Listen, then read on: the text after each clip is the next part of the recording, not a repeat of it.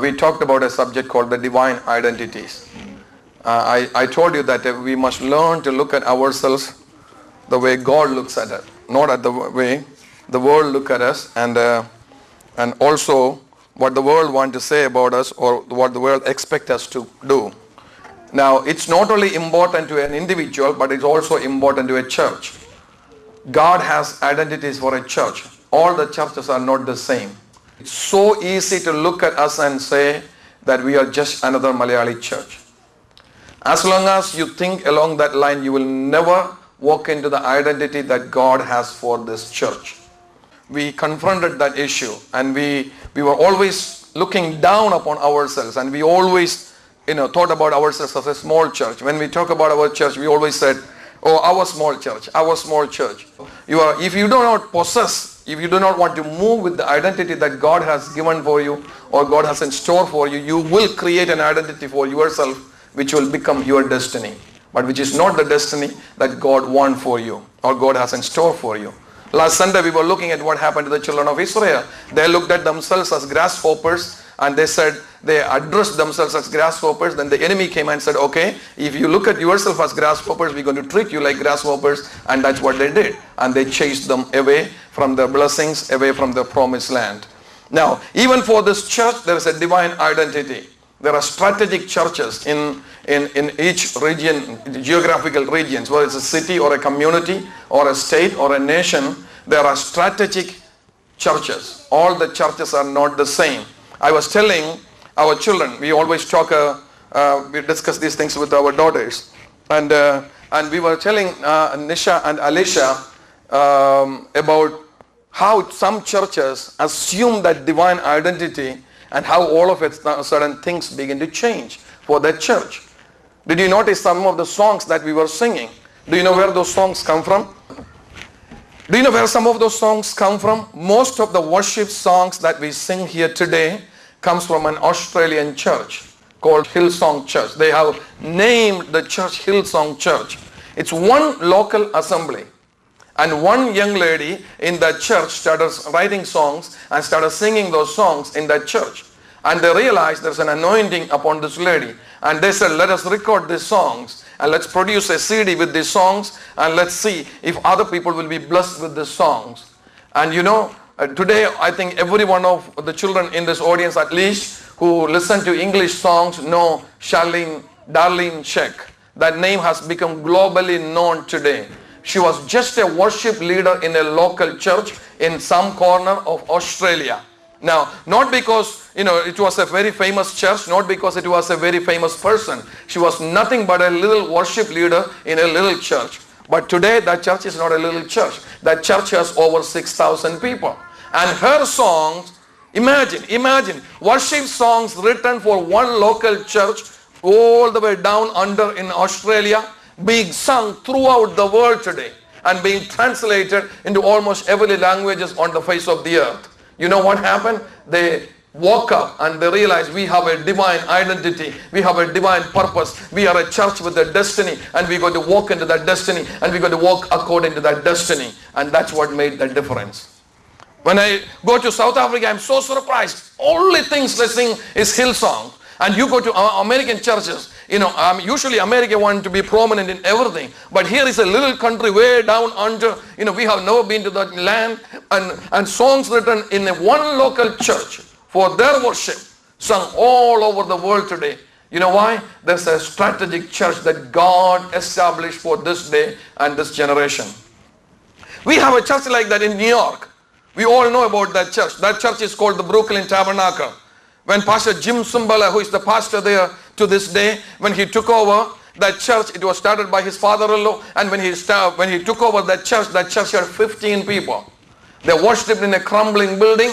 They had no money to pay their bills, and the bank was going to foreclose that church, and I think they eventually ended up giving up that church and starting all over again in a little shed somewhere.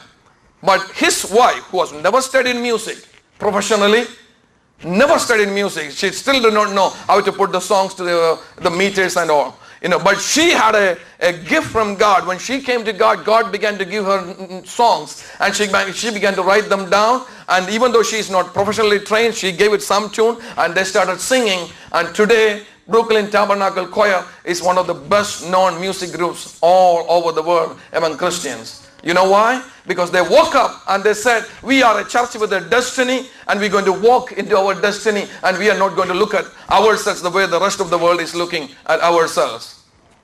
I have been trying to tell this church for the past 12 years. From the very inception, we started as just another church. We didn't know that we had great things in store for us. We didn't know God was going to use us in different capacities. We did not know that God is going to help us to do all the things that we do as a congregation today in terms of missions and in terms of evangelism.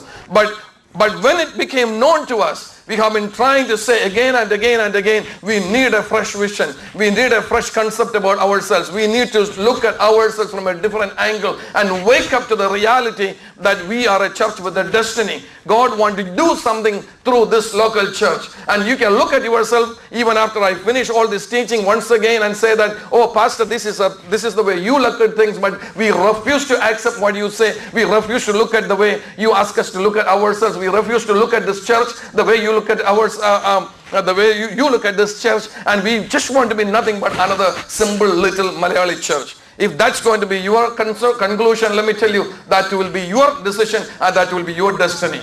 But I can tell you that that's not going to be the destiny of this church, because if God has a destiny for already established regarding a church or regarding an individual, regarding a ministry, it will come to pass. Only you will miss out your blessings. I want you to wake up to that reality as an introduction. So what I am about to share with you is extremely important, straight from the bottom of my heart, after thinking through months and months and months about these issues, and I want to share my heart with you. And I hope and pray that you come here to listen to these truths and understand and get ready to change, so that we can walk according to the way God expects us to walk and function at a level that God expects us to function. I would love to preach this message in Malayalam, because I know that's when it's more comfortable to the adult population in our congregation, and they can understand it better and probably get what I'm saying better, because they don't have to translate it then into Malayalam in their mind. But at the same time, I want the young people in this church to understand it, because I think it's more important for the young people to get this, because the young people are the future of this church. That's where they may be the generation that finally implement that all these noble things that we are about to share here. So it's very, very important that the young people get this, and that's why I'm preaching about this in English. I have decided to avoid as much as possible giving appointments to pastors on Sunday mornings, so that I can get at least 45 minutes every Sunday to share different things. And most of these messages will be from the book of Acts, and we will be looking at different things, how God carried out his mission, and how the purposes of God unfold in history, and how a progression happens. Before a church can get to the level that God expects us it to be, let me tell you, a lot of changes has to happen. One of the things that has to change is the concept about themselves must change. We will be looking at 3 different churches as examples from the book of Acts. Today I'm going to talk about the Jerusalem church in a minute. And next week I'll be talking about the Antioch church. The Sunday after that I'll be talking about the Ephesus church. And these are not just 3 churches mentioned in the book of Acts. It's a progression. There is a progression. There is a progressive revelation. And we can see that Christianity was moving to a different level, different dimension as the churches came into existence. And that's what we will be looking for the next 3 weeks. And thereafter, the following 5 Sundays, I want to focus 1 Sunday each on 5 different areas that must be changed, that must be transformed for a church to rise to the level God expects that church to function.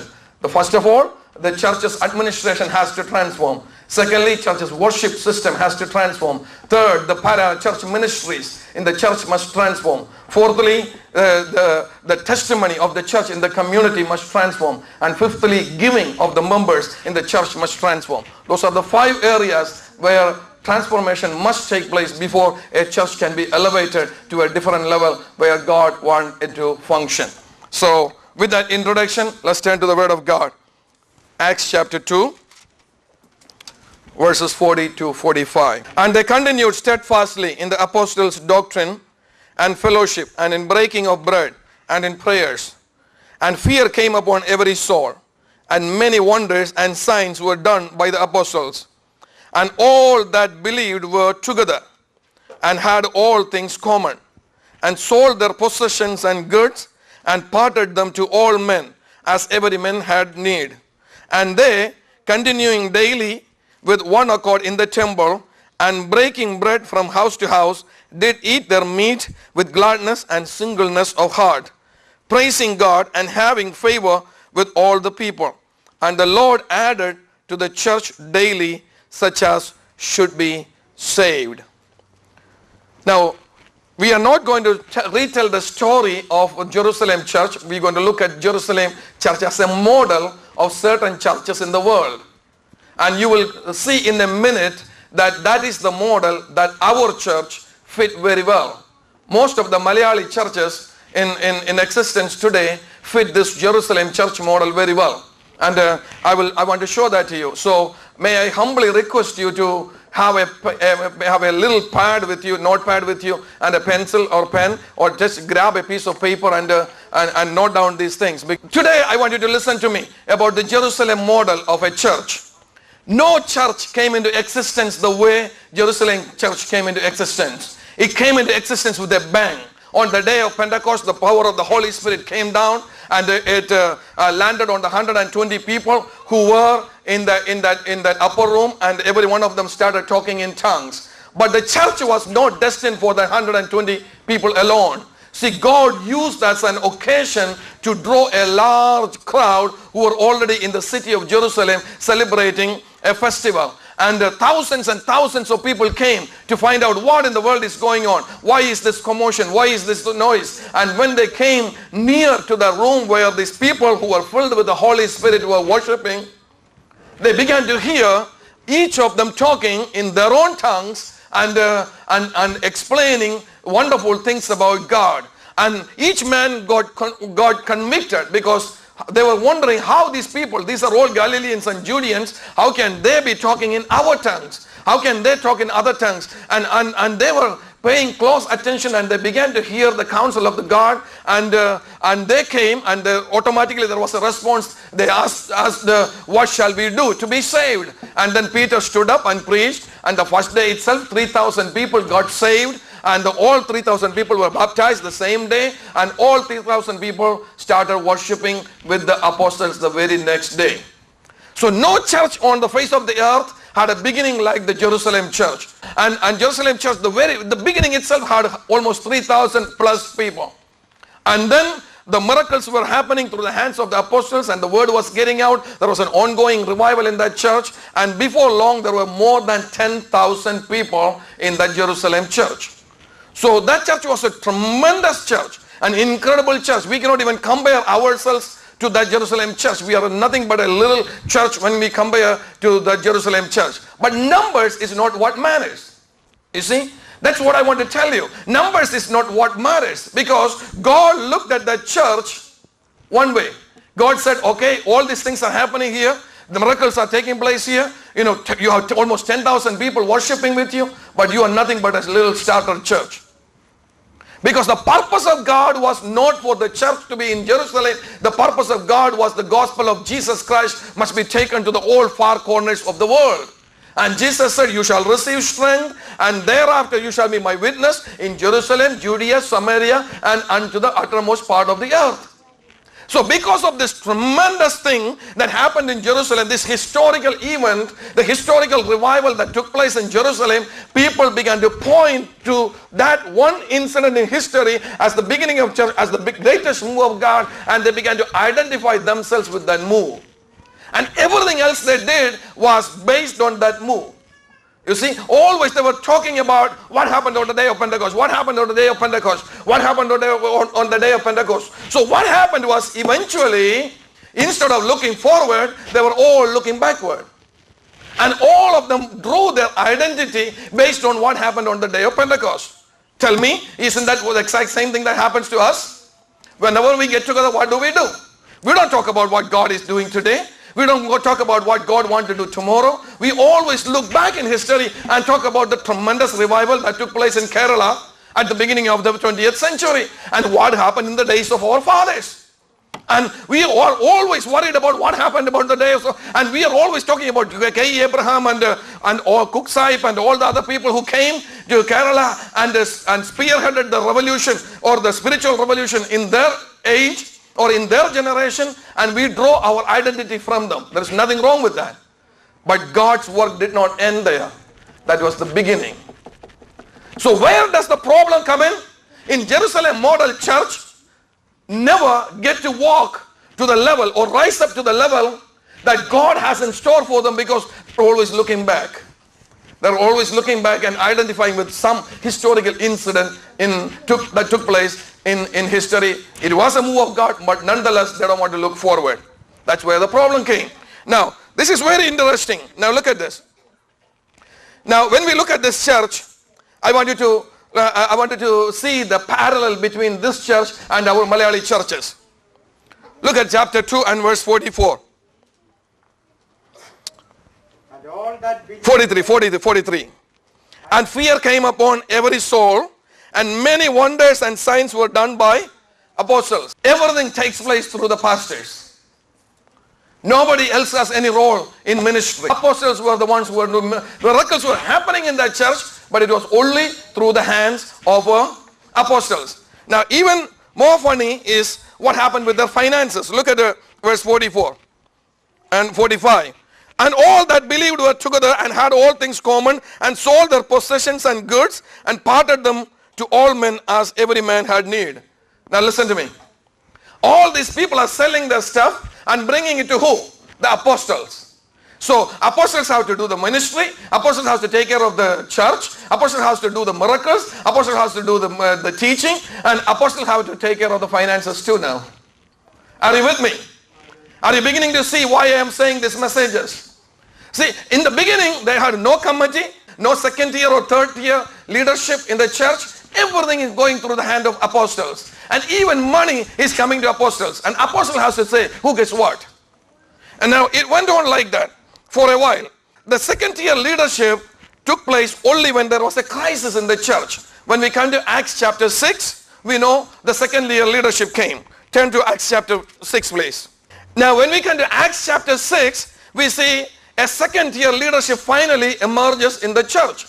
And the second tier leadership emerged in the church not because of a vision, not because one day they got up and say, hey guys, what we are doing is wrong. This is not what God told us to do or Jesus told us to do. Jesus told us you must be witness not only here but also in Judea, Samaria and unto the uttermost part of the earth. Therefore let's wake up guys and let's do this. They didn't do that. They did that only because there was a crisis in the church. And we know the story. So and if you don't know the story, go home and read the book of Acts. I don't have time to tell the story. Now, in the book of Acts, we know that there was a problem with the Hellenistic Jews in the church in Jerusalem because there was a division. You see, there were first class believers and there were second class believers. Hello? As I preach, you must keep thinking because I don't have time to explain everything. The church grew. Almost 10,000 people is in the church today. But all of a sudden, the human realities begin to show its face. There was first class believers and there were second class believers in the church. The first class believers were the Hebrews, the second class believers were the Hellenistic Jews. They were also Jews, but they had changed their lifestyle. In other words, in our terms, this is meant for the Malayali churches, so I will edit out the rest of the stuff, when I'm giving this to non-Malayalis, so I'm going to say Malayali, based on Malayali culture and Malayali setup. So who are the Hebrews in our setup? Our Hebrews, our setup is Pakka Malayalis. Even when you are in America, even when you are in the Middle East country, or even when you are in South Africa, wherever, there are some people who say, okay, we are Pakka Malayalis, we won't change. Now, and they consider themselves the first class believers. I mean, not Bible, they look at themselves as the first class believers. And then there is the Hellenistic Jews in the Jerusalem church. And who are the counterparts of the Hellenistic Jews in our churches? People have become a westernized a little. People, instead of sari, wear a dress to church Sunday morning. And instead of eating rice and fish curry every day, people who are eating hot dog or something for dinner. You see, they have become westernized a little bit. That's what happened with the Hellenistic Jews. Because they are called so, because they adopted the Greek custom, they dressed like Greek people, and they spoke in Greek language. And some of them came from the faraway places. They were not from the Judea and Galilee, they were from outside, outskirts. And some people say these people were the ones who added to the church from the crowd that came to the festival. But the Paka Hebrews said, hey, you are a second class. As they were giving out provisions, it was not carried out equally. And it created a crisis in the church. Because there are only 12 apostles over 10,000 people. And how are the 12 apostles going to take care of 10,000 plus people? So there was problem in the church. And because of the crisis, they said, okay, we must have a second tier leadership. We need somebody to take care of this. And in chapter 6, we can see that they picked up the best brothers they can find. And we know the first deacon board was formed in that fashion. The funny thing is, the people who were selected as deacons, look at chapter 6, okay? I want you to chapter 6 and verse 5. And the saying pleased the whole multitude. Okay, what was the saying? Let's read from verse 3. Wherefore, brethren, look ye among you 7 men of honest report, full of Holy Ghost and wisdom, whom we may appoint over this business. Now, this is a committee they are selecting, okay? Even though we call them deacons today, it is in our terms, it was like the committee was taken to take care of the administrative side of things. And who were in that?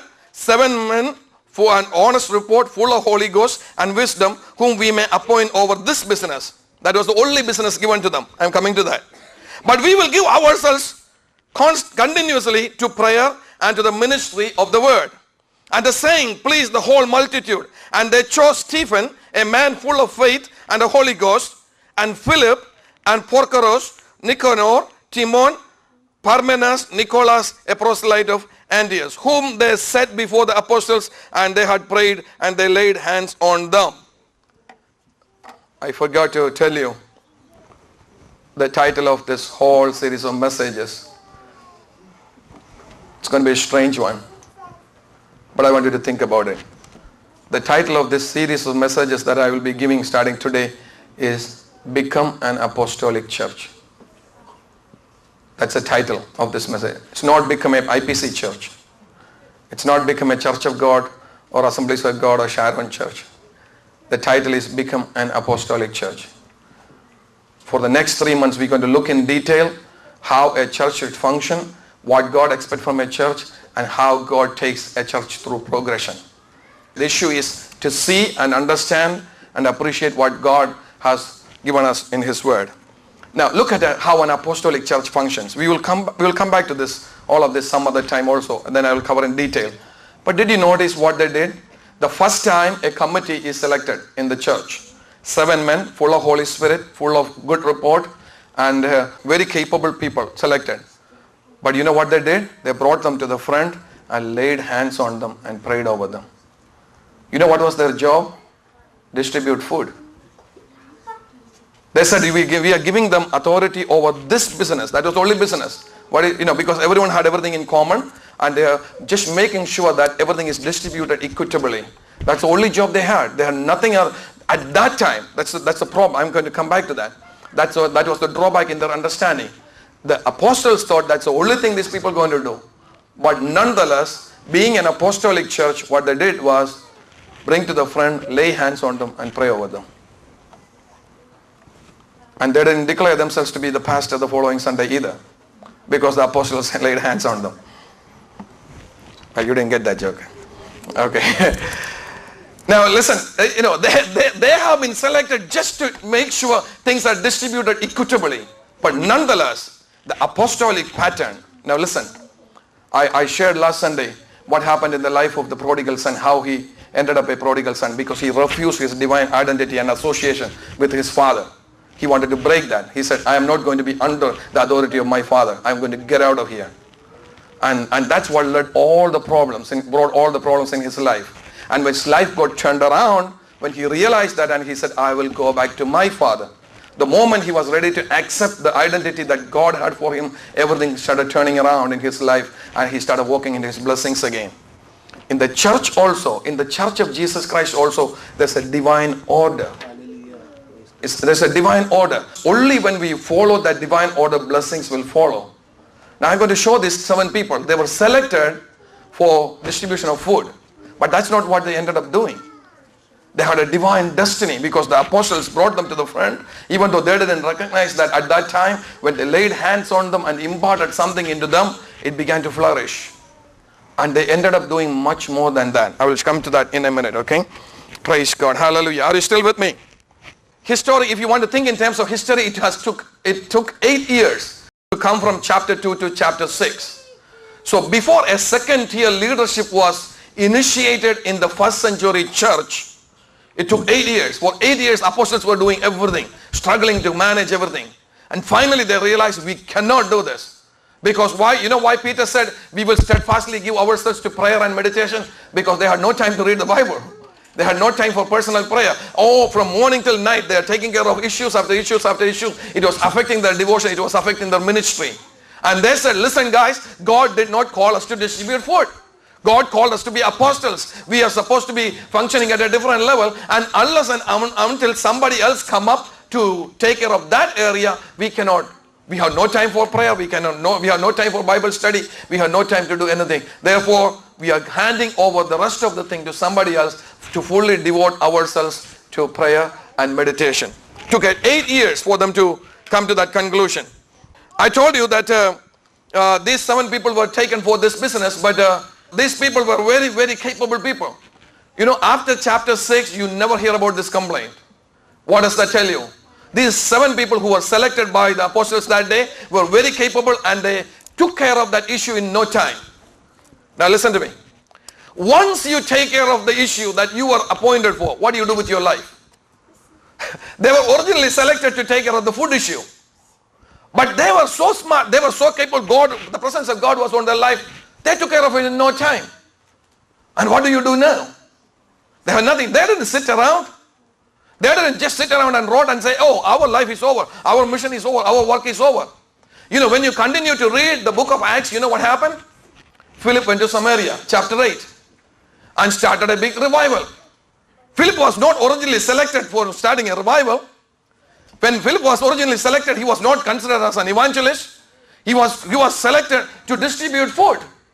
But because of the presence of God that was on him, the anointing that was on him, once he fulfilled or outgrew his original responsibility, he was used by God in a different capacity. And he went and started a tremendous revival in Samaria. And Stephen, in chapter 7, we read that Stephen started going to all the synagogues and entering into debate with them and interactive ministry with the Jewish people. And he began to show them that Jesus is the Messiah. And the Bible says nobody could stand against the wisdom they saw in the life of Stephen. You know why? The hand of God was upon him. One of the person who mentioned in the 7, the last one, was the man named Nicholas. And church historians tell us that he was the one who went to Antioch and started a church in Antioch. So listen to me. What am I saying? In a Jerusalem model church, we limit the people. We do not allow the people to grow. There is no structure present in the church to allow the believers to grow. So every year we select somebody as committee. We have 2-3 committee meetings in a year, and their job is over. The next year the general body comes, somebody else is elected as a committee member for 2-3 years. 2-3 meetings, they sit through the committee meeting. Their ministry is over. We have some other people, Sunday school teachers, and they teach Sunday school for a number of years. Their ministry is over. There is no growth, forward growth in their life, in their spiritual life. Are you understanding what I'm saying? You see, look at what happened to Philip.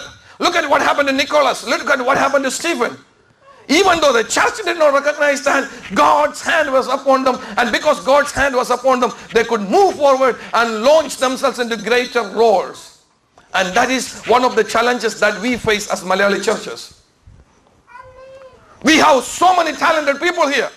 We have so many brothers who can preach. We have so many fine sisters in our church. But how are we going to use them? Where are we going to come up with opportunities for them? It cannot be done on Sunday morning. If we are going to look at Sunday morning and say, Pastor, give me 5 minutes Sunday morning. Give me 10 minutes Sunday morning. You know it's not going to happen. Not because your pastor is a cruel person, simply because we do not have time. So what we must do is we must realize who I am. If the hand of God is upon me, if God has called me, hallelujah. And let me tell you, you can launch yourself in the ministry area and you can start ministering. And you know, before Peter and John, the first time they went to Samaria was to listen and to see for themselves what they heard about the ministry of Philip was true or not. They heard so many wonderful things about Philip, that tremendous miracles are happening in Samaria. And this was a man who was distributing food in the church. But today he has established a tremendous ministry in the land of Samaria, and they went to Samaria to see for themselves, is it true or not? Let me tell you, the only way we can grow in ministry is to take our ministry outside the walls of the church. But always we look for opportunities in the church only. But in the church, it will be always limited. Always limited. So I want to encourage you today, even in this first service itself, or in this first message itself on this series, if you know, if you believe that there is a ministry for you, if you know and you believe that the hand of God is upon your life, if you know and you believe the anointing of God is upon you, stay in the church but take your ministry outside the church also. I'm not saying don't minister in the church, but you have to have a higher dimension for your ministry. You have to spread out. You have to spread out. Don't be satisfied by being a committee member. Don't be satisfied by being the secretary. Don't be satisfied by being the treasurer. Don't be satisfied by reading a psalm once a month or twice a month. Because if God has a ministry for you, you must grow to that level. Are you getting what I'm saying? Praise God. Hallelujah. When we come to Acts chapter 11, first time we read the word.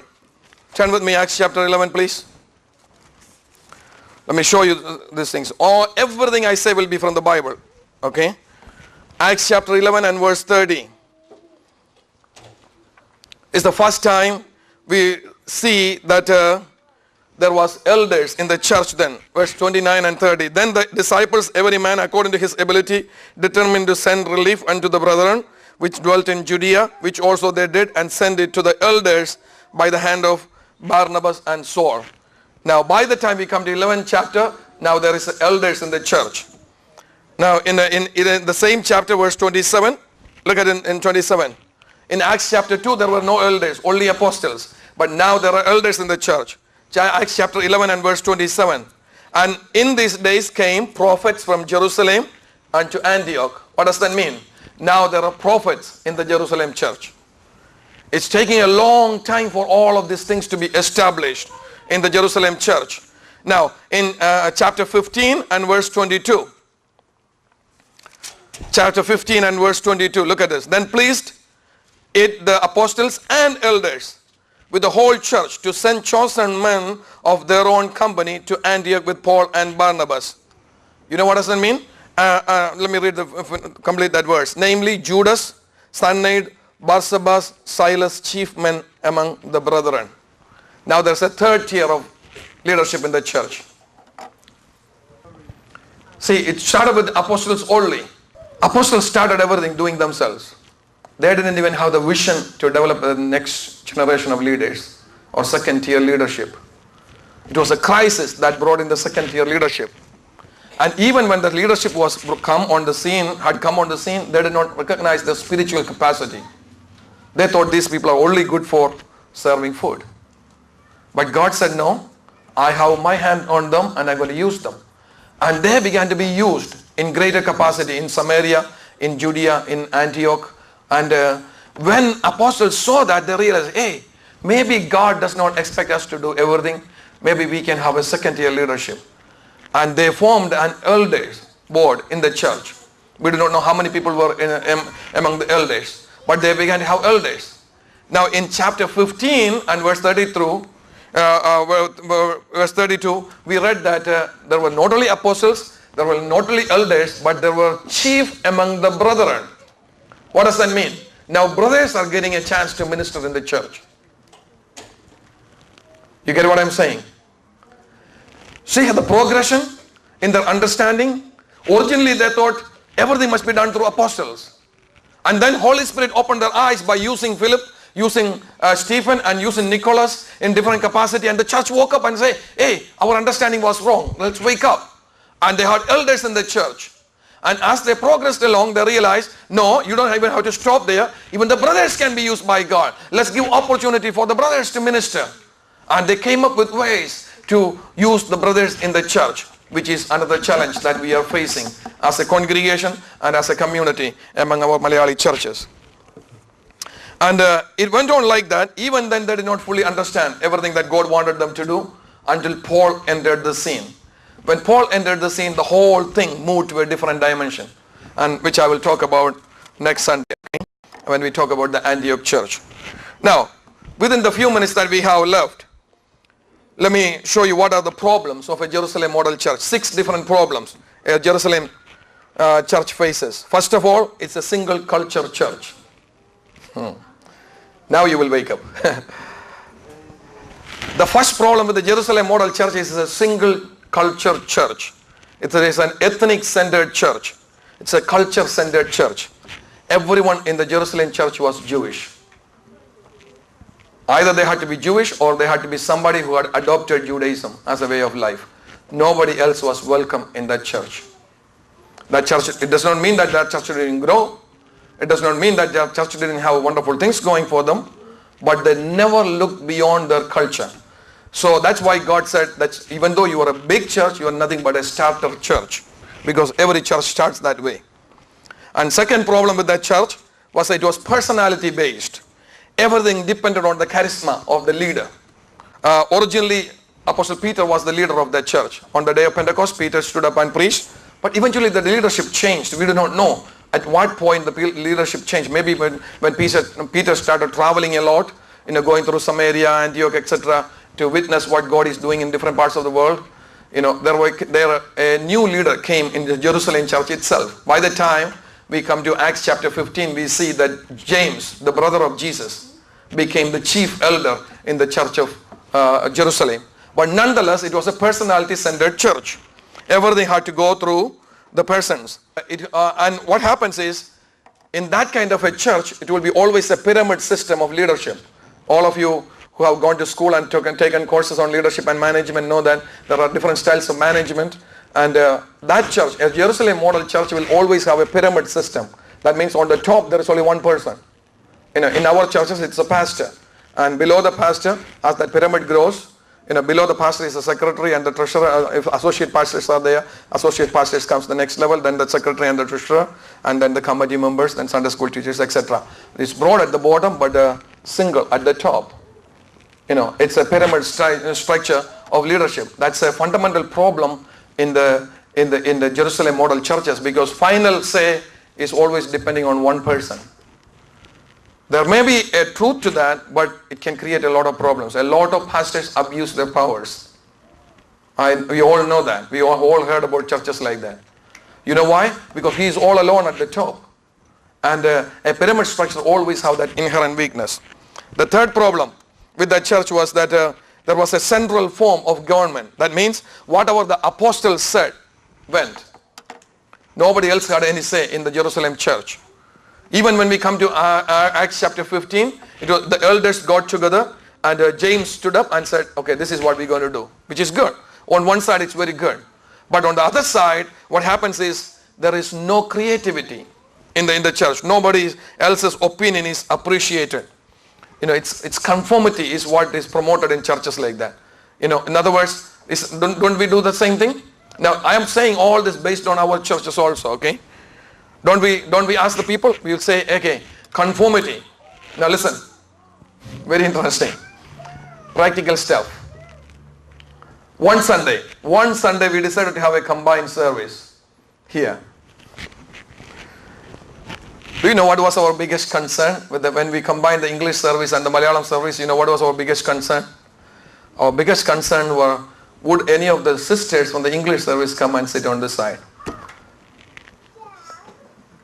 That was our biggest concern.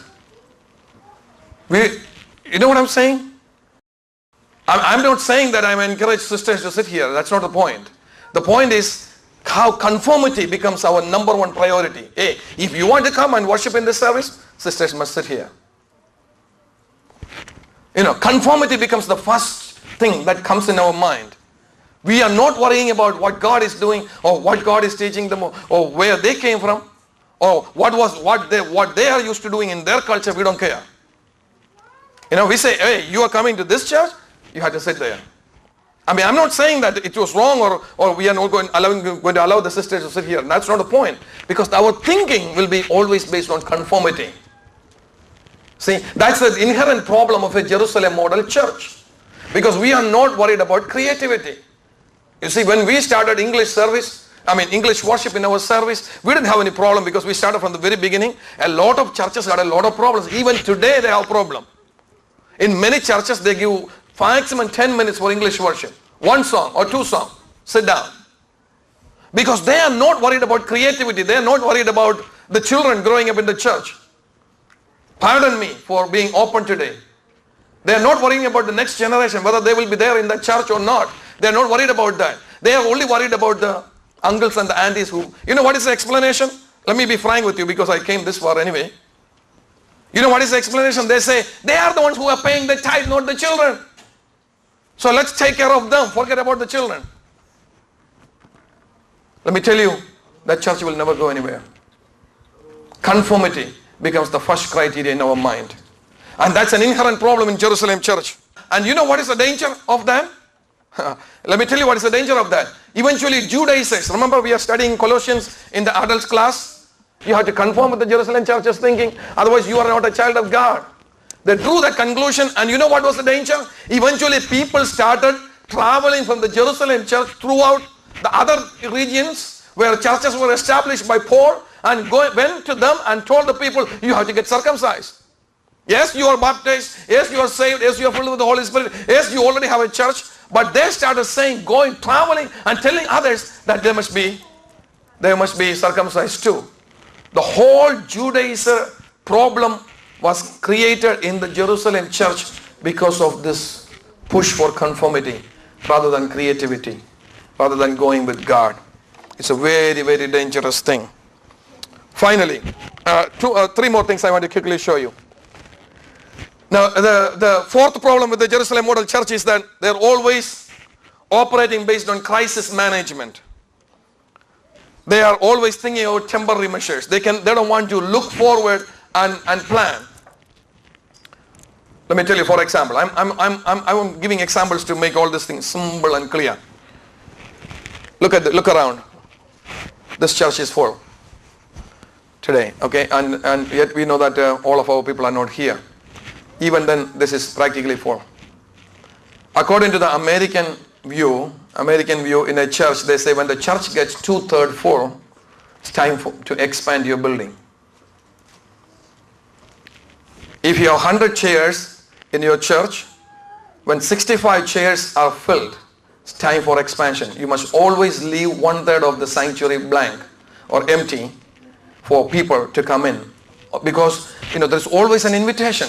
There are signals that you're sending out. When somebody comes to this church and they say, people tend to go to a church with an empty chair waiting for them than to go to a church where they have to stand against the wall. And the American churches will always say, when 2/3 of your church is full, time for expansion. Now suppose as the pastor of this church, I'm going to push for expansion. I'm planning to push for expansion next year anyway. When I bring that idea before you, before the committee and before the general body in this church, what will be our response? I will just say, hey, I saw 5 chairs empty last Sunday. Let's wait until that 5 chairs is full before we expand the church. Do you know what is the difference? One group of people are looking forward, a visionary thinking. They are seeing things in the future even though it's not there. That's what faith is all about.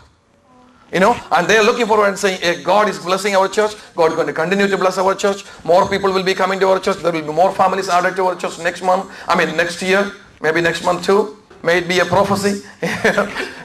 and we will be blessed. So we need more chairs here and we need a bigger sanctuary. Let's do something. But the second group of people think based on crisis management. They wait for the crisis to come before they start looking for answers. The Jerusalem model church always have an inherent problem that their thinking is based on crisis management. We need to wake up. We need to transform. We need to start thinking on a higher level, on a higher dimension. That's the only way we can go forward and get to where God wants us to be. The fifth thing, which I already mention, so I'm just going to mention it and go on. The fifth problem with the Jerusalem model church is that it always looks to a past move of God. I already shared that with you. All over India, all over America, America has the same problem too. Pensacola had a tremendous movement. For 2.5 years, there was a tremendous revival, ongoing revival in Pensacola. And because of that, a lot of churches came into existence. People who went there and got blessed and went back to their land and cities and started churches. And they all talk about Pensacola revival, Pensacola revival. But the Pensacola revival is over. Now it's time for you to look for something else. What is God doing today? And what is God going to do tomorrow? People don't want to do that. And we have the problem. We are always looking to Kumbanad or Molakada or Punalur or wherever is your identity linked to in India. And we are always thinking and talking in terms of what happened there. But what about here? What about today? What about you? Who said God cannot use you? Who said you cannot be the next K. Abraham? Who said you cannot be the next P.M. Philip? Who said you cannot be the next T.G. Umman or Sharon Tomachan or P.D. Johnson or whatever? Who said that? Why do you draw that conclusion? Stop looking to the past move of God and say, Lord, I want to see today what you can see, what you can do. That's why God loved Gideon. Because Gideon wanted only one thing to know. Gideon said, Father, when the angel appeared to Gideon, Gideon said, listen, you are always telling me about Abraham and Isaac and Jacob. I'm tired of hearing the stories. Where is that God in my generation? I want to know where is that God in my generation. How come that God don't move in this generation? How come I don't see the same miracles in my generation? And God loved him. And God said, hey, I'm going to use you. Let me tell you, when we wake up to that reality that I want to be an instrument in the hand of God in this generation, God will begin to use you and God will begin to transform this church along with you. Finally, the problem with the Jerusalem church was they had no heart for missions. They had no heart for missions. All around them there were people. They didn't care. They didn't care a bit. Jerusalem at that time was under the Roman rule. And while these 10,000 people were worshipping in that big church in Jerusalem, all around them were Roman soldiers. Caesarea was a special city built by Rome as a headquarters for the Roman soldiers in that area. There were multiple thousands of Roman soldiers in Caesarea. Nobody bothered about them. Every year, multiple people from multiple different nations were coming to Jerusalem city. This church is going in revival and watching miracles is happening. Everything is happening there. There is nothing wrong with inside the church. But it had no concern for the people outside. In chapter 10, God had to come in a vision to Peter and say, Peter, there is a soldier. The story of who? In chapter 10. Cornelius. God had to come to Peter in a vision and say, there is a man in that army camp. You are looking at that army camp and say, oh, they are Romans, we are Jewish. So we got to stay here, worship here, rejoice here. We don't care about them. And God came down to him and said, Peter, there is a man who prays in that army camp. I want you to go to him and I want you to share gospel with him. And even then, Peter tried his best to reject what God was telling him. God had to force him to go there. Jerusalem model churches have no concern for missions. No concern for missions. I thank God that we are finally waking up. Our homeland, India, has more than 1,000 people groups. Almost 1 billion people who are going to hell if Jesus returns today. Do we care? Not 1 or 2 people, almost 1 billion people. 1/6 of the population on the face of the earth lives in our country. Do we care? Do we pray for them? Do we spend our money to take the gospel to them? You know why? Because we are happy being a Jerusalem model church. Bless me, Lord. Everything is going good. We have plenty of money. We have no shortage of nothing. Plenty of food, everything here. Plenty of people coming and worshipping. That's it. We don't want to care about anything that goes on outside. But let me tell you, until and unless you change that thinking, this church will never become an apostolic church. It will be only a Jerusalem model church, a bless me club of a group of people who serve God faithfully but have no concern for anybody else. But that's not the ultimate goal of church. That's not what Jesus established church for. Jesus established church to have a global concern, to play our role, to do our part in bringing the good news to the whole world.